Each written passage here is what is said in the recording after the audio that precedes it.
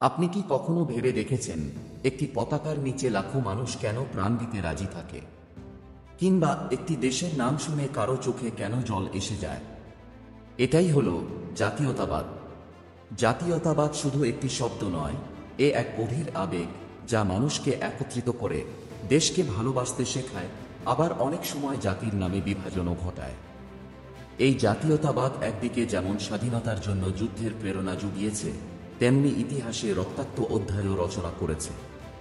আজকের এই পর্বে আমরা জানব জাতীয়তাবাদ কিভাবে জন্ম নিল, এর কত প্রকারভেদ আছে, কেন এটা আমাদের সমাজ ও রাজনীতিতে এত গুরুত্বপূর্ণ, এবং কখন জাতীয়তাবাদ আশীর্বাদ আর কখন তা অভিশাপ হয়ে ওঠে। তাই চলুন ইতিহাস, রাজনীতি, সংস্কৃতি ও আবেগের গভীর এই জগতে ডুব দিই। এই পর্বে আমরা উন্মোচন করব জাতীয়তাবাদ এর আসল রূপ। অধ্যায় 1, জাতীয়তাবাদের জন্ম ও ইতিহাস। দেশপ্রেম মানে কি? এই প্রশ্নটার উত্তর আমরা ছোটবেলা থেকেই খুঁজতে শিখি। পতাকা উত্তোলনের দিনে, জাতীয় সঙ্গীত গাইতে গিয়ে, কিংবা কোনো ফুটবল ম্যাচে নিজের দেশের জয় দেখে বুকের ভেতর যে গর্ব অনুভব করি, সেই অনুভবই আমাদের প্রথম পরিচয় করায় একটি গভীর আবেগের সাথে, যার নাম জাতীয়তাবাদ। কিন্তু এই জাতীয়তাবাদের জন্ম কবে? কোথা থেকে এলো এই ভাবনা যে একটি জাতি, একটি পতাকা, একটি ভূখণ্ড আমার নিজের? জাতীয়তাবাদ কোনো প্রাচীন ধারণা নয়, বরং এটি একটি আধুনিক রাজনৈতিক ধারণা যার শিক গেড়ে বসে ইউরোপে 1800 ও 19 শতকে। বিশেষ করে ফরাসি বিপ্লব, ফ্রেঞ্চ রেভলিউশন 1789 সালে জাতীয়তাবাদ তার প্রথম শক্তিশালী রূপে আত্মপ্রকাশ করে। মানুষ প্রথমবার অনুভব করল, রাজা নয়, আমরা জাতি। দেশ আমাদের, পরিচয় আমাদের, গর্ব আমাদের। তার আগে মানুষ নিজেদের পরিচয় দিত ধর্ম, রাজবংশ বা স্থানীয় গোত্রের মাধ্যমে। কিন্তু জাতীয়তাবাদ বলল, তুমি একজন ফরাসি, একজন জার্মান, একজন ভারতীয়, এটাই তোমার পরিচয়। তুমি একজন জাতির অংশ। ইউরোপে জাতীয়তাবাদ ছড়িয়ে পড়ল দাবানলের মতো। ইটালি ও জার্মানির একীকরণ জাতীয়তাবাদের হাত ধরেই হল। উপনিবেশগুলোতে মানুষ প্রথমবার ভাবতে শুরু করল, আমরা কারা? আমরা কেন পরাধীন? আমাদের নিজের দেশ কেন থাকবে না? এই ভাবনারই ফল ছিল ভারতের স্বাধীনতা আন্দোলন। বঙ্কিমচন্দ্রের বন্দে মাতরম থেকে শুরু করে মহাত্মা গান্ধীর অহিংস আন্দোলন পর্যন্ত সবকিছুর কেন্দ্রে ছিল একটাই শক্তি, জাতীয়তাবাদ। জাতীয়তাবাদ শুধুই রাজনৈতিক নয়, এটি এক মানসিক বিপ্লব। এটা মানুষকে বলে, তোমার মাটি, তোমার ভাষা, তোমার সংস্কৃতি সবই তোমার গর্ব। তুমি আর মাথা নিচু করে চলবে না। কিন্তু এখানেই শেষ নয়। এই জাতীয়তাবাদ যখন মাত্রা ছাড়িয়ে যায়, যখন নিজের জাতিকে শ্রেষ্ঠ ভাবতে ভাবতে অন্য জাতিকে ঘৃণা করতে শুরু করি, তখনই জাতীয়তাবাদ এক বিপজ্জনক রূপ ধারণ করে। তবে সে আলোচনা আমরা করব পরবর্তী অধ্যায়ে। আজ এই অধ্যায়ে আমরা শিখলাম জাতীয়তাবাদের জন্ম ইউরোপে কিভাবে হলো, ফরাসি বিপ্লব ও জাতির ধারণা কিভাবে গঠিত হলো, এবং ভারতসহ উপনিবেশিক দেশগুলোতে কিভাবে জাতীয়তাবাদ আন্দোলনের রূপ নেয়। এই আবেগ, এই পরিচয়বোধ আমাদের জাতীয় অস্তিত্বের মূল কথা। আর তাই জাতীয়তাবাদ শুধু একটি রাজনৈতিক মতবাদ নয়, এটি এক আত্মার দাবি। পরবর্তী অধ্যায়ে থাকছে জাতীয়তাবাদের প্রকারভেদ, কোনটা গর্বের, কোনটা বিপদের। অধ্যায় 2, জাতীয়তাবাদের প্রকারভেদ, গর্ব না বিপদ। জাতীয়তাবাদ একদিকে যেমন মানুষকে ঐক্যবদ্ধ করে, স্বাধীনতার জন্য লড়তে শেখায়, আবার অন্যদিকে উগ্রতা, বিদ্বেষ ও সংঘাতের জন্মও দিতে পারে। তাহলে প্রশ্ন উঠবে, সব জাতীয়তাবাদ কি একরকম? না, জাতীয়তাবাদেরও রয়েছে নানা রূপ, নানা মুখ। কখনো তা শান্ত এক নদীর মতো, যা দেশপ্রেমের বার্তা দেয়। আবার কখনো তা ধ্বংসাত্মক আগ্নেয়গিরির মতো, যা সহিংসতা আর দাঙ্গা ডেকে আনে। চলুন জেনে নিই জাতীয়তাবাদের প্রধান প্রকারভেদগুলো। 1, নাগরিক জাতীয়তাবাদ, সিভিক ন্যাশনালিজম। এই জাতীয়তাবাদ বলে একটি জাতি গঠিত হয় তার আইন, সংবিধান এবং নাগরিক মূল্যবোধ দ্বারা। এখানে জাতিগত পরিচয়ের চেয়ে বেশি গুরুত্ব পায় সাম্য, মানবতা, স্বাধীনতা ও রাষ্ট্রীয় নীতিতে বিশ্বাস। উদাহরণ: মার্কিন যুক্তরাষ্ট্র। নানা জাতি, নানা ধর্ম, নানা ভাষার মানুষ একসাথে আমেরিকান পরিচয়ে গর্বিত। এই জাতীয়তাবাদ উদার এবং অন্তর্ভুক্তিমূলক। 2. জাতিগত জাতীয়তাবাদ, এথনিক ন্যাশনালিজম। এখানে জাতির সংজ্ঞা নির্ধারিত হয় রক্ত, ভাষা, সংস্কৃতি ও বংশানুক্রম দিয়ে। তুমি এই জাতির রক্ত বইয়ে এনেছো কিনা, এই প্রশ্নই মুখ্য। উদাহরণ: নাৎসি জার্মানি। হিটলার বলেছিল, শুদ্ধ জার্মান রক্ত ছাড়া কেউ প্রকৃত নাগরিক হতে পারে না। এই জাতীয়তাবাদ বিভাজনমূলক এবং বহু সময় বর্ণবাদ ও ঘৃণার জন্ম দেয়। 3. সাংস্কৃতিক জাতীয়তাবাদ, কালচারাল ন্যাশনালিজম। এখানে জাতির সংজ্ঞা নির্ভর করে সংস্কৃতি ও ঐতিহ্যের ওপর। কেউ যদি সেই সংস্কৃতি মেনে চলে, তবে সে জাতির অংশ হতে পারে। উদাহরণ: ভারতীয় জাতীয়তাবাদে অনেক সময় ভারতীয় সংস্কৃতির অনুসরণ ও গৌরব প্রচার এই ধরনের জাতীয়তাবাদকে বোঝায়। এটি মাঝে মাঝে উদার হয়, আবার কখনো সাংস্কৃতিক বর্ণবাদে পরিণত হতে পারে। 4. ধর্মীয় জাতীয়তাবাদ, রিলিজিয়াস ন্যাশনালিজম। এখানে ধর্মই জাতির কেন্দ্র। রাষ্ট্রকে ধর্মের ভিত্তিতে সংজ্ঞায়িত করা হয়। উদাহরণ: পাকিস্তানে ইসলাম ভিত্তিক জাতীয়তাবাদ, ভারতে হিন্দুত্ববাদী জাতীয়তাবাদ। এই জাতীয়তাবাদ সংখ্যালঘুদের অধিকার হরণ করতে পারে এবং ধর্মীয় সহিংসতা ডেকে আনে। 5. উপনিবেশ বিরোধী জাতীয়তাবাদ, অ্যাটাকামানিয়াল ন্যাশনালিজম। এই জাতীয়তাবাদ মূলত এক মুক্তির আন্দোলন। অন্য দেশের শাসন শোষণের বিরুদ্ধে দাঁড়িয়ে একটি জাতির আত্মপরিচয় ও স্বাধীনতা দাবি করে। উদাহরণ: ভারতের স্বাধীনতা আন্দোলন, ভিয়েতনামের ফরাসি বিরোধী লড়াই। এটি সাধারণত গর্বের জাতীয়তাবাদ, যা আত্মমর্যাদা ও মুক্তির জন্য লড়াই করে। উগ্র জাতীয়তাবাদ, এক্সট্রিম ন্যাশনালিজম। জাতীয়তাবাদ যখন সীমা ছাড়িয়ে যায়, তখন তা হয়ে ওঠে উগ্রতা। এই জাতীয়তাবাদ ঘৃণা, বিদ্বেষ, যুদ্ধ ও সহিংসতার দিকে নিয়ে যায়। উদাহরণ: নাৎসি জার্মানি, রুয়ান্ডার গণহত্যা। উপসংহার: জাতীয়তাবাদ একদিকে দেশের প্রতি ভালোবাসা জাগায়, জাতীয় ঐক্য গঠন করে, কিন্তু অপরদিকে ভুলভাবে প্রয়োগ করলে তা বিভাজন, দ্বন্দ্ব আর ধ্বংসের কারণ হতে পারে। তাই প্রশ্নটা আসলেই গুরুত্বপূর্ণ। আপনি কোন জাতীয়তাবাদে বিশ্বাস করেন? যে জাতীয়তাবাদ ভালোবাসতে শেখায়, নাকি যে জাতীয়তাবাদ ঘৃণা ছড়ায়? পরবর্তী অধ্যায় থাকছে ভারতের জাতীয়তাবাদ, গান্ধী থেকে গড়ছে এক দীর্ঘ ইতিহাস। অধ্যায় 3, ভারতের জাতীয়তাবাদ, গান্ধী থেকে গড়ছে এক দীর্ঘ ইতিহাস। ভারতের জাতীয়তাবাদ, এটি কোনো একটি সোজা রেখা নয়, বরং এটি একটি জটিল, বহুস্তর বিশিষ্ট গল্প। একটি কাহিনী যেখানে রয়েছে আদর্শ, বিদ্রোহ, অহিংসতা, সহিংসতা, প্রেম ও বিশ্বাসঘাতকতা। এই অধ্যায়ে আমরা জানব ভারতের জাতীয়তাবাদের জন্ম কিভাবে হলো, কিভাবে গান্ধীজির নেতৃত্বে তা রূপান্তরিত হলো, এবং কেন সেই একই জাতীয়তাবাদের নামে ঘটেছিল এক ভয়ঙ্কর হত্যাকাণ্ড, মহাত্মা গান্ধীর হত্যা। জাতীয়তাবাদের বিজয়। 19 শতকের শেষে ব্রিটিশ শাসনের বিরুদ্ধে ক্ষোভ জমতে শুরু করেছিল ভারতীয়দের মনে। ইংরেজরা শুধু শাসন করেনি, তারা ভারতীয়দের আত্মবিশ্বাসকে ভেঙে দিচ্ছিল ধীরে ধীরে। কিন্তু তখনই উঠে এলেন কিছু মানুষ, বঙ্কিমচন্দ্র চট্টোপাধ্যায়, যার বন্দে মাতরম গানটি পরিণত হল জাতীয় চেতনার আগুনে।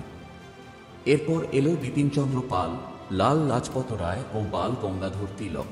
তারা বললেন, স্বরাজই আমার জন্মসিদ্ধ অধিকার। গান্ধীজির আগমন। 1915 সালে দক্ষিণ আফ্রিকা থেকে ফিরে এলেন এক মানুষ, মোহনদাস করমচাঁদ গান্ধী। তিনি এনেছিলেন এক নতুন জাতীয়তাবাদ, যেখানে অস্ত্র ছিল না, কিন্তু ছিল সত্য ও অহিংসা। তিনি বললেন, দেশপ্রেম মানে ব্রিটিশদের ঘৃণা নয়, নিজেকে ও অন্যকে ভালোবাসা। তাঁর ডাকে গোটা ভারত চল না চল, লবণ সত্যাগ্রহ, অসহযোগ আন্দোলনে গর্জে উঠল। ভারতের জাতীয়তাবাদ হয়ে উঠল এক জনমানসিক আন্দোলন, যেখানে মুসলমান, হিন্দু, শিখ, দলিত সবাই একসাথে লড়েছিল এক পতাকার নিচে। বিপরীত স্রোত উগ্র জাতীয়তাবাদ। কিন্তু এই একতার ভিতরে ঢুকে পড়ছিল ভাঙনের বীজ। হিন্দু মহাসভা এবং পরে আরএসএসের মতো সংগঠন বলছিল, ভারত একটি হিন্দু রাষ্ট্র। তাদের জাতীয়তাবাদ ছিল ধর্মভিত্তিক, যেখানে অন্য মানে বিপদ। এই বিভাজনের চূড়ান্ত রূপ দেখা গেল 1947 সালে। ভারত ভাগ হলো, সৃষ্টি হলো পাকিস্তান। সেই ভয়াবহ রক্তাক্ত অধ্যায় ভারতীয় জাতীয়তাবাদের সবচেয়ে বেদনার সময়।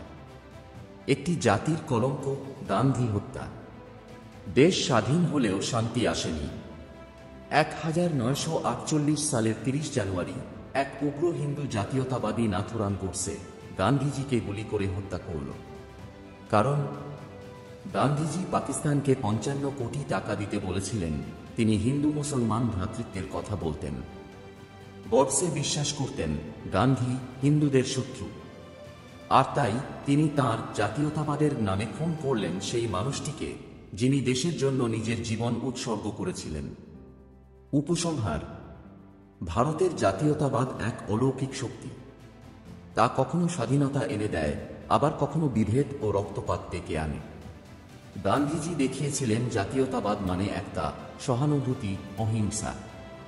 গডসে দেখিয়েছিল কিভাবে সেই একই জাতীয়তাবাদ ঘৃণার বিষে পরিণত হতে পারে। আজকের ভারতে জাতীয়তাবাদ আবার মাথা তুলছে, কিন্তু প্রশ্ন একটাই, আমরা কোন জাতীয়তাবাদকে বেছে নেব? গান্ধীর না গডসের? পরবর্তী অধ্যায়ে থাকছে জাতীয়তাবাদ বনাম দেশপ্রেম, এই দুই কি এক, না সম্পূর্ণ ভিন্ন? অধ্যায় 4, জাতীয়তাবাদ বনাম দেশপ্রেম, এক না ভিন্ন? একজন ব্যক্তি বললেন, আমি দেশকে ভালোবাসি, দেশের জন্য জীবন দিতেও রাজি। আরেকজন বললেন, আমার জাতি সবার চেয়ে শ্রেষ্ঠ, যারা আমার মতো না তারা দেশের শত্রু। প্রশ্ন উঠল, এদের দুজনের মধ্যে কে দেশপ্রেমিক আর কে জাতীয়তাবাদী? আজকের এই অধ্যায়ে আমরা জানব জাতীয়তাবাদ ন্যাশনালিজম আর দেশপ্রেম প্যাট্রিয়টিজম, এই দুটি শব্দ কি সত্যি এক, নাকি এদের মাঝে আছে এক সূক্ষ্ম কিন্তু গভীর পার্থক্য? দেশপ্রেম কি? দেশপ্রেম হলো এক নিঃস্বার্থ আবেগ, নিজের দেশের প্রতি ভালোবাসা, গর্ব ও দায়িত্ববোধ। এটি শুধু মাটি নয়, মানুষ, সংস্কৃতি, প্রকৃতি, ভাষা, ইতিহাস সবকিছুর প্রতি মমতা। একজন দেশপ্রেমিক দেশের ভালো চান, ভুল দেখলে প্রশ্ন করেন, দেশকে ভালো করার জন্য আত্মনিবেদন করেন। তিনি বলেন, আমার দেশকে আমি ভালোবাসি, তাই আমি চাই সে আরও ভালো হোক। জাতীয়তাবাদ কি? জাতীয়তাবাদ, বিশেষ করে উগ্র জাতীয়তাবাদ, প্রায়ই বলে, আমার দেশ, আমার জাতি শ্রেষ্ঠ, বাকিদের তুলনায় আমরা আলাদা, আমরা উচ্চে। একজন জাতীয়তাবাদী নিজের জাতিকে অন্যদের তুলনায় উচ্চে দেখেন, সমালোচনার জায়গায় আবেগ দিয়ে ঢেকে দেন। বিদেশি সংস্কৃতি, ভাবনা বা সমালোচককে দেশদ্রোহী বলে দাগান। তিনি বলেন যে আমার দেশের সমালোচনা করে সে শত্রু। মূল পার্থক্য কি? বিষয়ে দেশপ্রেম, জাতীয়তাবাদ, মোটিভেশন, ভালোবাসা ও উন্নয়ন, গর্ব ও শ্রেষ্ঠত্ব। প্রতিক্রিয়া, গঠনমূলক সমালোচনায় উৎসাহ, অন্ধ আনুগত্য চায়।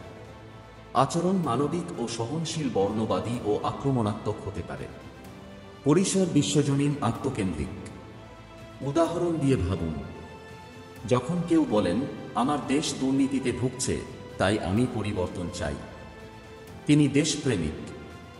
যখন কেউ বলেন আমার দেশ সমালোচনার ঊর্ধ্বে, যারা সমালোচনা করে তারা বিশ্বাসঘাতক, তিনি জাতীয়তাবাদী।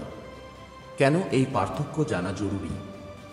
আজকের পৃথিবীতে, বিশেষ করে সোশ্যাল মিডিয়ায়, আমরা বারবার এমন কথাবার্তা শুনি, দেশদ্রোহী আসল ভারতীয়, দেশের শত্রু। আমরা ভুলে যাই, একজন প্রকৃত দেশপ্রেমিক কখনো অন্যের মুখ বন্ধ করতে চান না, বরং তিনি প্রশ্ন করতে শেখান, ভালোবাসতে শেখান।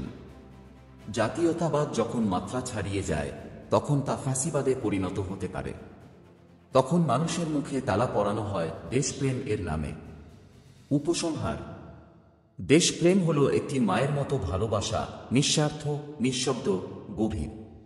আর জাতীয়তাবাদ হতে পারে এক জোরে চেঁচানো গর্ব, যা অনেক সময় ঘৃণার রূপ নেয়। আপনি যদি সত্যিকারের দেশকে ভালোবাসেন, তাহলে প্রশ্ন করুন, সচেতন হন, দায়িত্ব নিন। আর যদি শুধু স্লোগানে আটকে থাকেন, তবে সেটা হয়তো শুধু জাতীয়তাবাদ, কিন্তু দেশপ্রেম নয়। পরবর্তী অধ্যায়ে থাকছে জাতীয়তাবাদ ও গণতন্ত্র, বন্ধু না প্রতিপক্ষ। অধ্যায় 5, জাতীয়তাবাদ ও গণতন্ত্র, বন্ধু না প্রতিপক্ষ। কল্পনা করুন, একটি দেশের জনগণ স্বাধীনভাবে কথা বলতে পারে, ভোট দিতে পারে, সরকারের সমালোচনা করতে পারে। এটাই তো গণতন্ত্র, তাই না?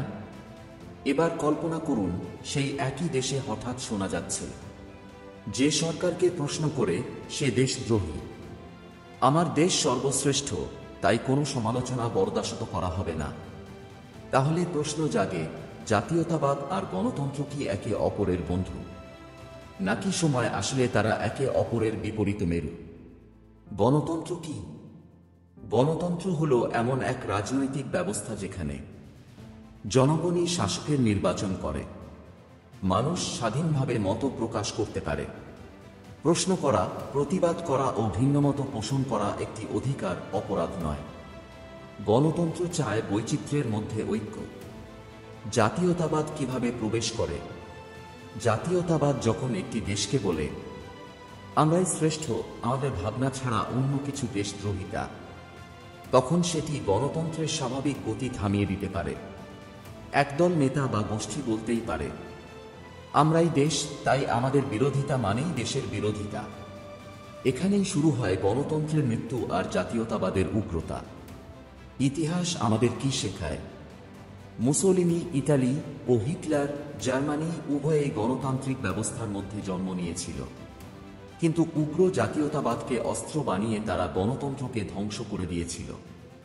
তারা বলেছিল, দেশের স্বার্থে সবকিছু নীরবে মেনে নাও, আর সেই স্বার্থের সংজ্ঞা তারাই ঠিক করেছিল। আজকের প্রেক্ষাপটে আজও আমরা দেখি, কেউ যদি সরকারের কোনো ভুল তুলে ধরে, তাকে বলা হয় অ্যাটেনেশনও। সাংবাদিক, ছাত্র, লেখক যারা প্রশ্ন তোলে, তারা হয় নজরে পড়ে, কখনো হয় জেলে যায়। এটি গণতন্ত্রের ভাষা নয়, এটি উগ্র জাতীয়তাবাদের ছায়া। পারস্পরিক সম্পর্ক বিষয়ে গণতন্ত্র, জাতীয়তাবাদ। মত প্রকাশের স্বাধীনতা আবশ্যক, কখনো কখনো শত্রুপূর্ণ। ভিন্নমতের প্রতি সহনশীলতা উৎসাহিত করে দমন করতে চায়। নাগরিক অধিকার কেন্দ্রবিন্দু জাতিগত পরিচয়ে নির্ধারিত হতে পারে। দেশপ্রেমের চর্চা গঠনমূলক, প্রায়ই প্রতিক্রিয়াশীল। তবে কি জাতীয়তাবাদ মানেই গণতন্ত্রের বিরোধী? না, সব জাতীয়তাবাদ গণতন্ত্র বিরোধী নয়। সিভিক ন্যাশনালিজম গণতন্ত্রের সহচর হতে পারে, যেখানে নাগরিক অধিকার ও দায়িত্ব একত্রে থাকে। কিন্তু উগ্র জাতীয়তাবাদ, যা মানুষকে আমরা বনাম তারা তত্ত্বে বিভক্ত করে, সেটি গণতন্ত্রের জন্য বিপজ্জনক।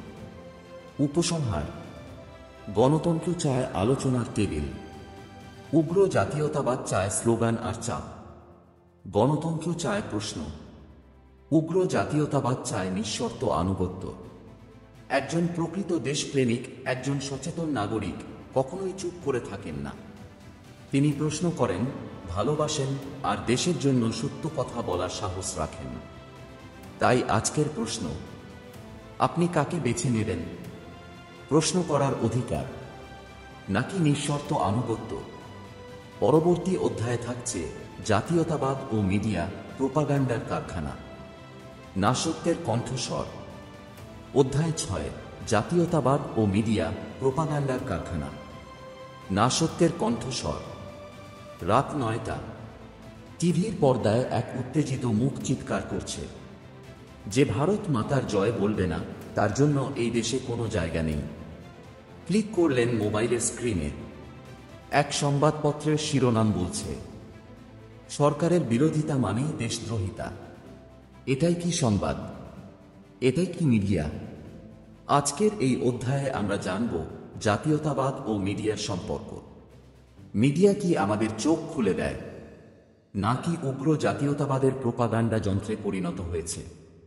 মিডিয়া চতুর্থ স্তম্ভ না চতুর চক্রান্ত?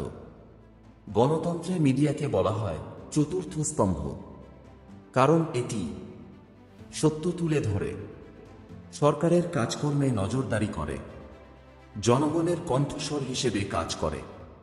কিন্তু যখন মিডিয়া হয়ে ওঠে ক্ষমতার মুখপাত্র, যখন প্রশ্ন না তুলে প্রশংসা করতে করতে ক্লান্ত হয়ে পড়ে, তখন তা আর মিডিয়া থাকে না, তা হয়ে যায় এক প্রোপাগান্ডা কারখানা। জাতীয়তাবাদ কিভাবে মিডিয়ার হাতিয়ার হলো?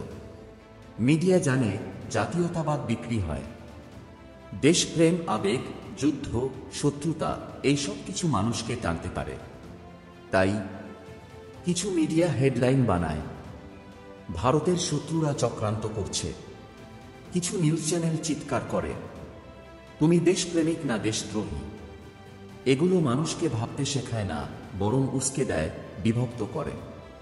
বাস্তব উদাহরণ: এক, ভারত পাকিস্তান ম্যাচ হলে মিডিয়া বলে, এটা শুধু খেলা নয়, এটা যুদ্ধ। দুই, সরকার কোনো বিতর্কিত সিদ্ধান্ত নিলে কিছু মিডিয়া তা খতিয়ে না দেখে সরাসরি বলে, এই সিদ্ধান্ত ভারতের গর্ব।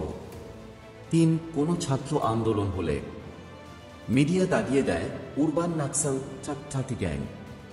বাস্তবে হয়তো তারা শুধু নিজেদের অধিকার চেয়েছিল। মিডিয়া কিভাবে জাতীয়তাবাদকে বিকৃত করে? মিডিয়া ভূমিকা: বাস্তবতা, দেশপ্রেম প্রচার, আবেগ বিক্রি, সত্য খোঁজা, প্রোপাগান্ডা ছড়ানো, জনগণের পক্ষে থাকা, শাসকের পক্ষে দাঁড়ানো, প্রশ্ন তোলা, প্রশ্নকারীকেই শত্রু বানানো। মিডিয়ার প্রভাব: আজ অনেক মানুষ যা বিশ্বাস করে তা নিজের চোখে দেখে না, দেখে মিডিয়ার মাধ্যমে, শুনে চিৎকার, দেখে নাটক, আর ভাবে এটাই সত্য।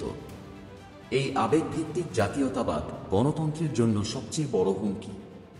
তাহলে সমাধান কি? সচেতন দর্শক হওয়া, প্রতিটি খবরকে যাচাই করা, ভিন্নমত শুনতে শেখা, মিডিয়ার ওপর অন্ধ ভরসা না রাখা। মনে রাখতে হবে, যে মিডিয়া প্রশ্ন তোলে সেই মিডিয়া দেশপ্রেমিক, আর যে মিডিয়া শুধু প্রশংসা করে সে হয়তো শাসকের বন্ধু, কিন্তু জনগণের নয়। উপসংহার: জাতীয়তাবাদ ও মিডিয়া একসঙ্গে চলতে পারে যদি মিডিয়া দেশের মানুষের কণ্ঠস্বর হয়, সরকারের নয়। আজ মিডিয়া আমাদের যা শেখায় আমরা তাই বিশ্বাস করি।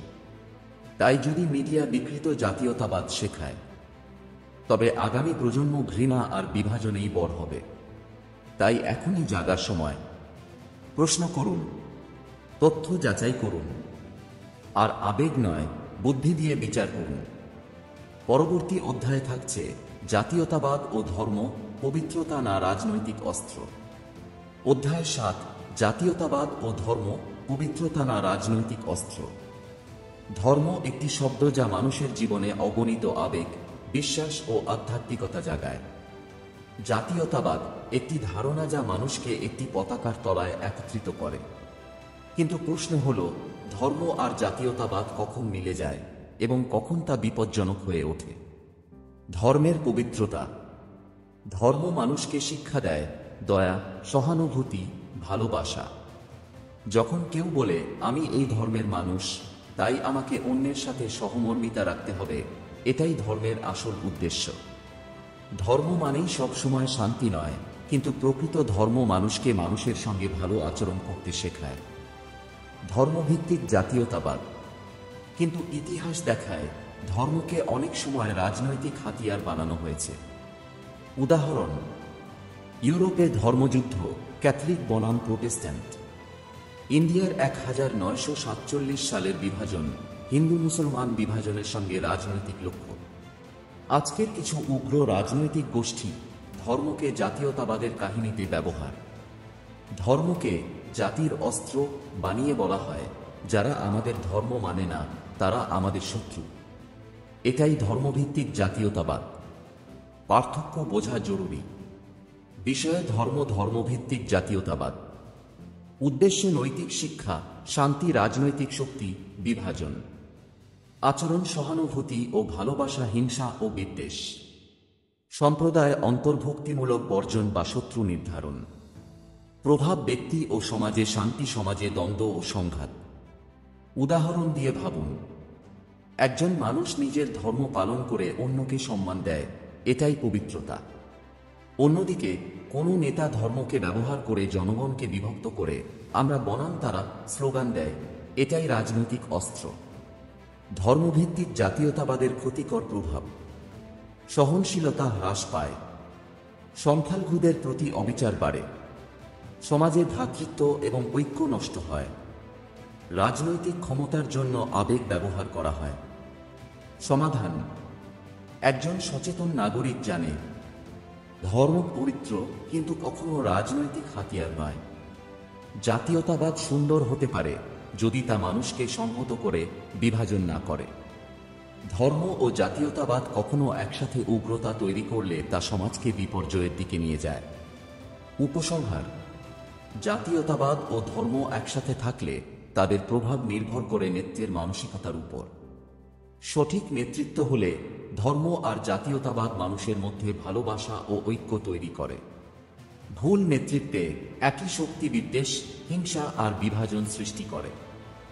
আজ আমরা শিখলাম ধর্মের পবিত্রতা বজায় রাখা জরুরি, আর জাতীয়তাবাদকে সংহতির হাতিয়ার বানানো গুরুত্বপূর্ণ। নইলে একই শক্তি সমাজকে ধ্বংসের দিকে ঠেলে দিতে পারে। পরবর্তী অধ্যায় থাকছে জাতীয়তাবাদ বনাম অর্থনীতি, দেশপ্রেম নাকি রাজনৈতিক মুদ্রা। অধ্যায় ৮: জাতীয়তাবাদ বনাম অর্থনীতি, দেশপ্রেম নাকি রাজনৈতিক মুদ্রা। আপনি হয়তো দেখেছেন কোনো নির্বাচনী প্রচারণায় বারবার শোনা যায়, দেশের অর্থ আমাদের হাতেই নিরাপদ, যারা দেশের বিরুদ্ধে তারা আমাদের শত্রু। কিন্তু কি সত্যিই জাতীয়তাবাদ অর্থনৈতিক উন্নয়ন বা দেশের মঙ্গল নিশ্চিত করে? অথবা এটি কি শুধুই একটি রাজনৈতিক মুদ্রা যার মাধ্যমে নেতা জনগণকে নিয়ন্ত্রণ করে? আজকের এই অধ্যায়ে আমরা জানব জাতীয়তাবাদ ও অর্থনীতি কিভাবে জড়িয়ে আছে। জাতীয়তাবাদ অর্থনীতির হাতিয়ার। জাতীয়তাবাদ অনেক সময় ব্যবহৃত হয়, যেমন পণ্য বয়কট বলা হয়, আমাদের দেশীয় পণ্য কিনুন, বিদেশি নয়। এটি সত্যিই দেশকে সমৃদ্ধ করতে পারে, কিন্তু কখনো কখনো কেবল জনগণের আবেগকে ব্যবহার করা হয়। বাণিজ্যিক জাতীয়তাবাদ মিডিয়া বা রাজনৈতিক দলরা বলে, আমরা দেশের শত্রুরা কি করছি তা দেখুন। এতে জনগণকে প্ররোচিত করে ভোট ও সমর্থন যোগায়, কিন্তু মূল অর্থনৈতিক নীতি থাকে অদৃশ্য। রাষ্ট্রীয় খরচ ও প্রকল্পে প্রাধান্য। কখনো কখনো জাতীয়তাবাদ ব্যবহার করে সরকারের ব্যয় ও প্রকল্পের সাফল্য মিথ্যা বা অতিরঞ্জিতভাবে প্রদর্শন করা হয়। উদাহরণ: জাপান দেশে জাতীয়তাবাদ আছে, তবে অর্থনীতি শক্তিশালী কারণ এটি উদ্যমী নীতি ও শিক্ষার উপর ভিত্তি করে। উগ্র রাজনৈতিক দেশগুলো জাতীয়তাবাদ ভোট ও আবেগ জাগায়, কিন্তু প্রগতির পথে বাধা হয়ে দাঁড়ায়।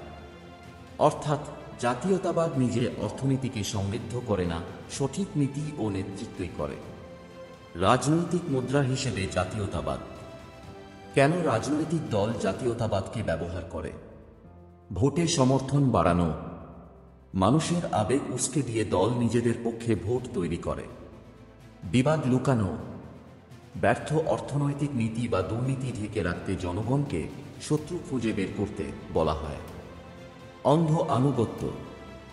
জনগণ প্রশ্ন না করে শুধু পতাকা ও স্লোগানে আবেগ জাগাতে শেখে।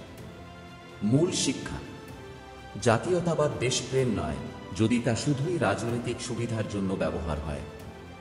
দেশকে ভালোবাসা মানে শিক্ষা, স্বাস্থ্য, অর্থনীতি ও সামাজিক উন্নয়নের দিকে মনোযোগ দেওয়া। উগ্র জাতীয়তাবাদ মানে মানুষের আবেগকে নিয়ন্ত্রণ করে রাজনৈতিক ও অর্থনৈতিক সুবিধা অর্জন। উপসংহার: জাতীয়তাবাদ অর্থনীতি ও দেশের উন্নয়নের সাথে সরাসরি সম্পর্ক রাখে না। সঠিক অর্থনীতি হয় নীতি, শিক্ষা, উদ্ভাবন ও কর্মসংস্থানের মাধ্যমে। জাতীয়তাবাদ ব্যবহার করা হলে তা ভোট, ক্ষমতা ও রাজনৈতিক আবেগের হাতিয়ার হয়ে দাঁড়ায়। সুতরাং প্রশ্ন হল, আপনি কি দেশকে সমৃদ্ধ করতে চান, নাকি কারো রাজনৈতিক খেলায় আবেগের খেলা হতে চান? পরবর্তী অধ্যায়ে থাকছে জাতীয়তাবাদ বনাম আন্তর্জাতিক সম্পর্ক, বন্ধুত্ব নাকি সংঘাত। অধ্যায় ৯: জাতীয়তাবাদ বনাম আন্তর্জাতিক সম্পর্ক, বন্ধুত্ব নাকি সংঘাত। আমরা আমাদের দেশকে শ্রেষ্ঠ মনে করি, অন্যরা যদি আমাদের মতো না মানে তারা শত্রু। এই চিন্তাধারা কি কেবল দেশের ভিতরে সীমাবদ্ধ থাকে? না, এটি আন্তর্জাতিক সম্পর্ককেও প্রভাবিত করে। আজকের অধ্যায়ে আমরা জানব জাতীয়তাবাদ কিভাবে দেশগুলোর মধ্যে বন্ধুত্ব বা সংঘাত তৈরি করে। বন্ধুত্ব ও সহযোগিতায় জাতীয়তাবাদ। যদি জাতীয়তাবাদ হয় সচেতন ও উদার, এটি দেশের নাগরিকদের একত্রিত করে এবং আন্তর্জাতিকভাবে সম্মান অর্জন করতে সাহায্য করে। উদাহরণ: জাপান ও জার্মানি 1970-এর পর জাতীয় পরিচয় বজায় রেখে তারা আন্তর্জাতিক বাণিজ্য ও সম্পর্ক উন্নত করেছে। স্ক্যান্ডিনেভিয়ান দেশগুলো দেশপ্রেম আছে, কিন্তু আন্তর্জাতিক সহযোগিতাকে বিকল্প নয়, বরং শক্তিশালী করেছে। মূল কথা, জাতীয়তাবাদ যদি শ্রেষ্ঠত্বের মানসিকতা না হয়, তবে তা আন্তর্জাতিক বন্ধুত্বে বাধা হয় না, সংঘাত ও যুদ্ধের বীজ। কিন্তু ইতিহাস দেখায় উগ্র জাতীয়তাবাদ আন্তর্জাতিক সম্পর্ককে বিপর্যয়ের দিকে ঠেলে দিতে পারে। উদাহরণ: প্রথম ও দ্বিতীয় বিশ্বযুদ্ধ, অতিরিক্ত জাতীয়তাবাদ, গর্ব এবং আমরা শ্রেষ্ঠ মানসিকতা যুদ্ধের বড় কারণ। আধুনিক সময়ের কিছু রাজনৈতিক বিবাদ, সীমান্ত, বাণিজ্য বা সাংস্কৃতিক আধিপত্য নিয়ে দেশগুলো উষ্ণতা বাড়ায়। উগ্র জাতীয়তাবাদ মনে করায় শত্রু হোক, ভয় দেখাও, নিজেদেরই রক্ষা করো। ফলে আন্তর্জাতিক শান্তি ও সহযোগিতা নষ্ট হয়। মূল পার্থক্য: বিষয় বন্ধুত্বমূলক জাতীয়তাবাদ, উগ্র জাতীয়তাবাদ। বিদেশিদের প্রতি দৃষ্টি সম্মান ও সহযোগিতা, অবিশ্বাস ও প্রতিদ্বন্দ্বিতা। বাণিজ্য ও কূটনীতি, সমঝোতা ও অংশীদারিত্ব, একপক্ষীয় সিদ্ধান্ত ও চাপ। বৈশ্বিক খ্যাতি, শক্তিশালী ও সম্মানজনক, ঝুঁকিপূর্ণ ও বিভাজিত। মানবাধিকার বজায় থাকে, লঙ্ঘিত হয় বা উপেক্ষিত হয়। শিক্ষণীয় বিষয়: জাতীয়তাবাদ যদি দেশকে ভিতরে একত্রিত করে বাইরে বন্ধুত্ব গড়ে তোলে, তবে তা শক্তি। যদি তা উগ্রতা, শ্রেষ্ঠত্ব বা ঘৃণা ছড়ায়, তবে তা সংঘাত ও যুদ্ধের বীজ বুনে। সত্যিকারের দেশপ্রেম আন্তর্জাতিক দায়িত্বের সঙ্গে আসে। উপসংহার: জাতীয়তাবাদ শুধুমাত্র দেশের মধ্যে নয়, আন্তর্জাতিক সম্পর্ককেও প্রভাবিত করে। বন্ধুত্ব ও সহযোগিতার ক্ষেত্রে এটি সহায়ক হতে পারে, কিন্তু উগ্রতার ক্ষেত্রে এটি সংঘাতের আগুনে ঘূর্ণায়মান হতে পারে। সুতরাং দেশের প্রতি ভালোবাসা মানে শুধু নিজেকে নয়, অন্যকে সম্মানও করা। এটাই জাতীয়তাবাদের প্রকৃত শক্তি। পরবর্তী অধ্যায়ে থাকছে জাতীয়তাবাদ বনাম শিক্ষা, চিন্তাশীল নাগরিক নাকি অন্ধ আনুগত্য। অধ্যায় 10: জাতীয়তাবাদ বনাম শিক্ষা, চিন্তাশীল নাগরিক নাকি অন্ধ আনুগত্য। একটি ক্লাসরুমের দৃশ্য কল্পনা করুন। শিক্ষক প্রশ্ন করছেন, দেশের জন্য আমরা কি করব? ছাত্ররা একমত হয়ে চিৎকার করছে, যা বলবেন তাই করব।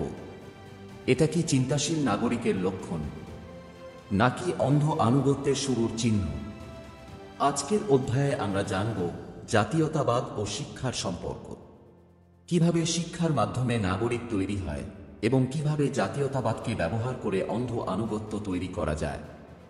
শিক্ষা, চিন্তাশীল নাগরিকের ভিত্তি। শিক্ষা মানে শুধু পাঠ্যবই পড়া নয়। শিক্ষা মানে বিচার করার ক্ষমতা, প্রশ্ন করার সাহস, যুক্তি এবং নৈতিকতা শেখা। চিন্তাশীল নাগরিক দেশের ভালোর জন্য প্রশ্ন করে, ভুল হলে সমালোচনা করে, দেশের উন্নয়নে নিজে অংশ নেয়। শিক্ষা যখন স্বাধীন চিন্তাশীল নাগরিক গড়ে তোলে, তখন জাতীয়তাবাদ হয় সচেতন এবং সহমর্মী। উগ্র জাতীয়তাবাদ ও শিক্ষার হুমকি। কিন্তু অনেক সময় দেখা যায় স্কুল, বিশ্ববিদ্যালয় বা মিডিয়ার মাধ্যমে মানুষকে শেখানো হয় দেশের বিরুদ্ধে প্রশ্ন করা মানে শত্রু। এটা শিক্ষার স্বাভাবিক কাজ নয়, বরং জাতীয়তাবাদকে হাতিয়ার বানানো। উদাহরণ: কিছু দেশে পাঠ্যবইতে ইতিহাস বিকৃত করে দেখানো হয়। শিক্ষার্থীদের শেখানো হয় শুধু পতাকা, স্লোগান এবং আনুগত্যই যথেষ্ট। প্রশ্ন করার স্বাধীনতা কমিয়ে আনা হয়। ফলাফল: জনগণ হয় অন্ধ আনুগত্যের শিকার। চিন্তাশীল নাগরিক জন্মায় না। জাতীয়তাবাদ হয় বিভাজক শক্তি। পার্থক্য বোঝা। বিষয়: শিক্ষা, জাতীয়তাবাদ, উগ্র জাতীয়তাবাদ। শিক্ষার উদ্দেশ্য চিন্তাশীল, দায়িত্বশীল নাগরিক, আনুগত্য ও আবেগ নিয়ন্ত্রণ। প্রশ্ন করার স্বাধীনতা উৎসাহিত, দমন করা হয়। সমালোচনার মানসিকতা গঠনমূলক, শত্রু বানানো হয়। দেশের জন্য দায়বদ্ধতা, দায়িত্বপূর্ণ, অন্ধ ও আবেগমুখী। শিক্ষার শক্তি: একজন শিক্ষিত নাগরিক জানে দেশপ্রেম মানে শুধু পতাকা নয়, দায়িত্ব। ইতিহাস, নীতি, সমাজ ও অর্থনীতি বোঝা জরুরি। অন্ধ আনুগত্য নয়, সচেতন অংশগ্রহণ প্রয়োজন। শিক্ষাই জাতীয়তাবাদকে সমাজের কল্যাণে রূপান্তরিত করতে পারে। উপসংহার: জাতীয়তাবাদ এবং শিক্ষা একসাথে গেলে চিন্তাশীল নাগরিক তৈরি হয়, দেশকে উন্নত করার শক্তি বৃদ্ধি পায়, সমাজে ঐক্য ও সহমর্মিতা বৃদ্ধি পায়। কিন্তু শিক্ষা বিকৃত হলে জাতীয়তাবাদ সহজেই উগ্র ও বিভাজক শক্তিতে পরিণত হয়। শিক্ষা এবং জাতীয়তাবাদ যদি আমরা সঠিকভাবে ব্যবহার করি তবে একে অপরকে শক্তিশালী করে। না হলে শিক্ষার অভাবেই জন্ম হয় অন্ধ আনুগত্যের এবং দেশ হারায় তার আসল শক্তি। বন্ধুরা, আজ আমরা দেখেছি জাতীয়তাবাদের বিভিন্ন দিক, দেশপ্রেম থেকে শুরু করে উগ্রতা, মিডিয়া, অর্থনীতি, শিক্ষা, আন্তর্জাতিক সম্পর্ক, সবকিছুর সঙ্গে এর সম্পর্ক। ভিডিওটি দীর্ঘ হওয়ায় আমরা বিস্তারিতভাবে প্রতিটি অধ্যায় নিয়ে আলোচনা করেছি, যাতে আপনি সত্যিকারের জাতীয়তাবাদের অর্থ, তার প্রভাব এবং সীমাবদ্ধতা সহজে বুঝতে পারেন। আপনি যদি এই বিষয়গুলো নিয়ে আরও জানতে চান, আমাদের পরবর্তী অধ্যায়গুলো দেখার জন্য আমাদের চ্যানেল আদি বুকস সাবস্ক্রাইব করতে ভুলবেন না। সবার জন্য শুভকামনা। সুস্থ থাকুন, সচেতন থাকুন এবং সবসময় দেশের জন্য সত্যিকার ভালোবাসা বজায় রাখুন।